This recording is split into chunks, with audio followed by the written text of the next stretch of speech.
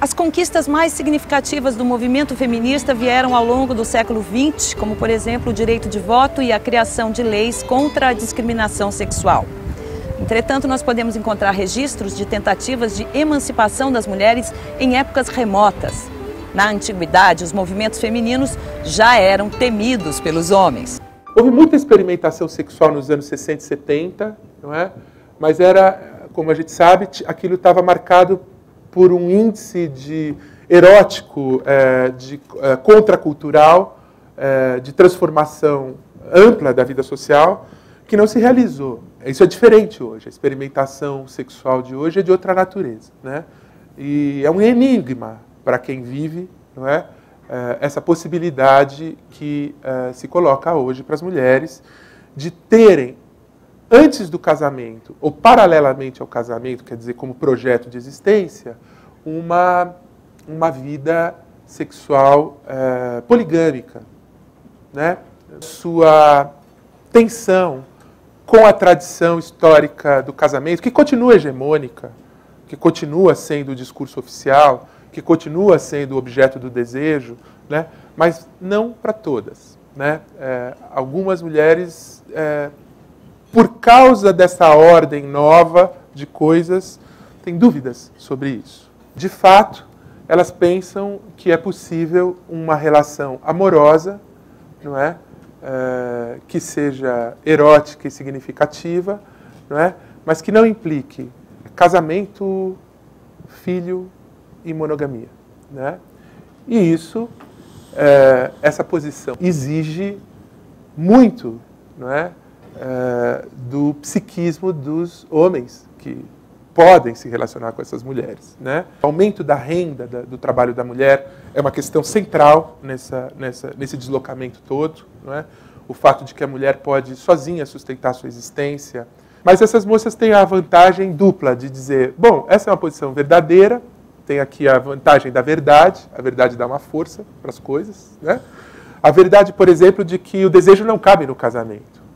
E que essa verdade todo mundo sabe, mas aí o que vai acontecer? A mulher vai ser submetida no seu desejo, o homem vai ter o espaço perverso da dupla moral de todo o casamento, né? O homem pode, mas a mulher não. O homem, quando ele está aqui, nesse ambiente, de repente ele se atrai, né, se sente atraído por uma moça. Já mirou, né, e a testosterona é um hormônio que dá essa condição de bastante objetividade. Mas aí, quando ele chega perto dela, ela ainda não sabe se quer ou não alguma coisa com ele. A hora que ele toca, a hora que ele fala na orelha, o gatilho da mulher é o estímulo, é a excitação que ele produz. O sexo, ao longo da história da humanidade, vai vivendo épocas de abertura e de fechamento conforme os eventos correlatos a ele. Então, por exemplo, surge a pílula, abertura, aparece a AIDS, fechamento. Então, são ciclos que se sucedem e parece que para manter o sexo um pouco sob controle. Nós somos o único ser vivo, né, que se relaciona sem cio. Os animais têm cio. O que significa? Eles têm freio na sua sexualidade. O ser humano tem na cultura o seu freio, o limite. E nas baladas de hoje em dia, né, o que nós temos observado é realmente desejo, sexo e tchau. Sempre o desejo pressupõe um objeto externo não possuído que eu vou pretender possuir. E ao possuir, o desejo desaparece, né? O desejo, portanto, ele se alimenta de uma permanente insaciabilidade, quer dizer, de uma permanente sensação de que está faltando alguma coisa, que eu quero.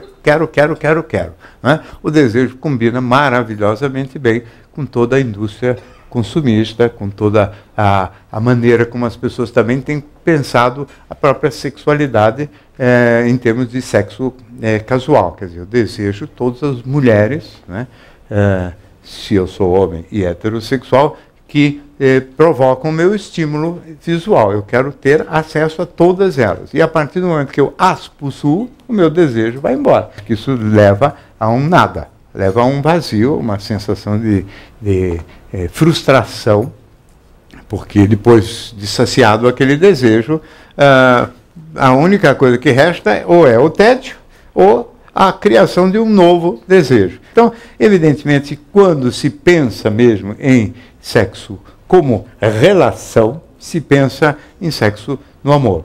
Desejar uma pessoa sexualmente não é indicativo de que essa pessoa sirva como parceiro sentimental. Eu acho que separar excitação de desejo e separar sexo de amor abre portas de entendimento para a condição humana e abre possibilidades para a qualidade das relações afetivas que essa ideia do desejo e do amor e sexo como uma coisa misturada interditam e impossibilitam. Uma relação conjugal, quase que por excelência, deveria ser uma relação de alteridade.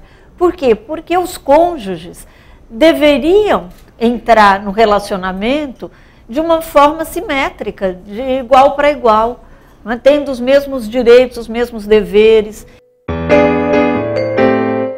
A fusão da paixão é maravilhosa porque o outro é o ego.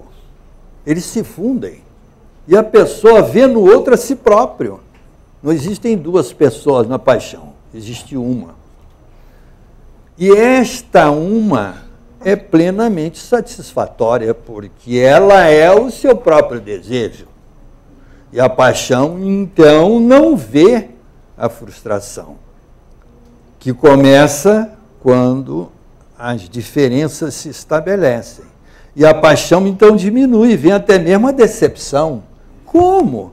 Esta pessoa é diferente daquilo que eu imaginei, tem uma traição, me enganou, me seduziu, coisa, porque não pode ser diferente daquilo que eu imaginei. A pessoa começa a ver a outra pessoa.